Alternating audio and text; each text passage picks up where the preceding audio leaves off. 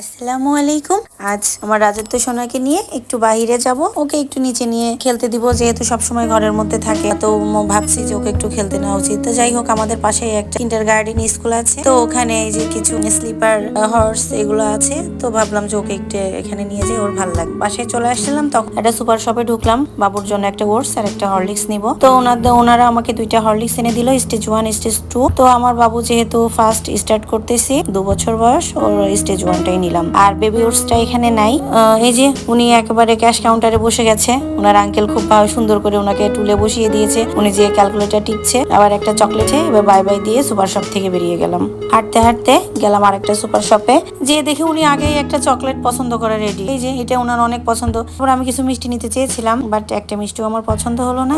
দুইটা আচার পছন্দ হয়েছে, যে আচারটা রসুনের আচার হোমমেড, এটা খুবই টেস্টি, এর আগেও নিয়েছিলাম। আবার দুইটা আচার নিলাম, আমি একটা রসুনের আচার নিলাম, একটা মিক্স আচার নিলাম। তারপর এখান থেকে বের হলাম, বেরিয়ে একটা কফি শপে ঢুকলাম। কফি শপে ঢোকার পরে আমার রাজত্ব শোনাতে উনি মেনু দেখছে, কোনটা খাবে সে।